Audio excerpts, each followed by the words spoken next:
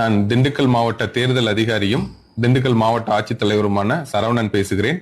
இந்திய தேர்தல் ஆணையத்தின் அறிவுறுத்தலின்படி நவம்பர் 4ஆம் தேதி முதல் டிசம்பர் 4ஆம் தேதி வரை ஸ்பெஷல் இன்டென்சிவ் ரிவிஷன் என்று சொல்லக்கூடிய சிறப்பு தீர்த்த பணிகள் தொடங்கியுள்ளன. இந்த பணிகளுடைய முக்கியமான நோக்கம் 18 வயது பூர்த்தியடைந்த எந்த ஒரு வாக்காளரும் வாக்காளர் பட்டியலில் சேர்க்கப்பட வேண்டும் என்பதும், தகுதியில்லாத மற்றும் இறந்த நபர்கள் வாக்காளர் பட்டியலில் இருந்து நீக்க வேண்டும் என்ற நோக்கத்தின் அடிப்படையில் இந்த சிறப்பு திருத்த பணிகள் நவம்பர் 4ஆம் தேதி முதல் தொடங்கி இருக்கிறோம். இந்த பணிகளின் மூலமாக வாக்குச்சாவடி நிலைய அலுவலர்கள் நம்முடைய திண்டுக்கல் மாவட்டத்தில் உள்ள 19,34,447 வாக்காளர்களுக்கும் நேரடியாக அவர்களுடைய வீடுகளுக்கே சென்று கணக்கெடுப்பு படிவம், எனுமரேஷன் ஃபார்ம் என்று சொல்லக்கூடிய கணக்கெடுப்பு படிவம் வழங்கப்படும். வாக்காளர்கள் அந்த படிவத்தை பூர்த்தி செய்து மீண்டும் வாக்குச்சாவடி நிலைய அலுவலரிடம் சமர்ப்பிக்குமாறு கேட்டுக்கொள்கிறேன்.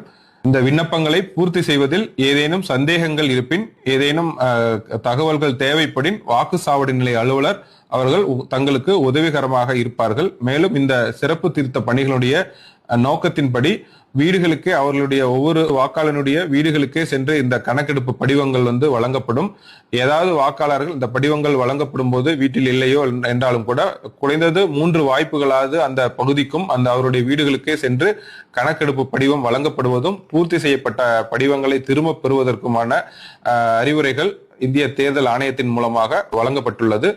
எனவே இந்த சிறப்பு திருத்த பணிகள் மேற்கொள்ள வரும் தேர்தல் அதிகாரிகளுக்கும், குறிப்பாக வாக்குச்சாவடி நிலைய அலுவலர்களுக்கு பொதுமக்களும் அனைத்து கட்சியினுடைய பிரதிநிதிகளும் வாக்காளர்களும் நன்கு ஒத்துழைப்பு வழங்குமாறு மாவட்ட தேர்தல் அதிகாரி என்ற முறையில் உங்கள் அனைவரையும் கேட்டுக்கொள்கிறேன்.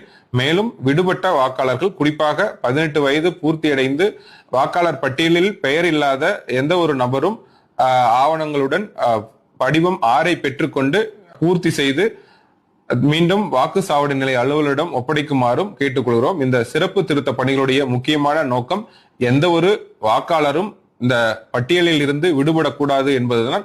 இதனை புரிந்து கொண்டு அனைத்து பொதுமக்களும், வாக்காளர்களும், குறிப்பாக அனைத்து கட்சியினுடைய பிரதிநிதிகளும் இந்த சிறப்பு திருத்த பணிகளுக்கு போதிய ஒத்துழைப்பு வழங்குமாறு மாவட்ட தேர்தல் அதிகாரி என்ற முறையில் உங்கள் அனைவரையும் கேட்டுக்கொள்கிறேன். நன்றி, வணக்கம்.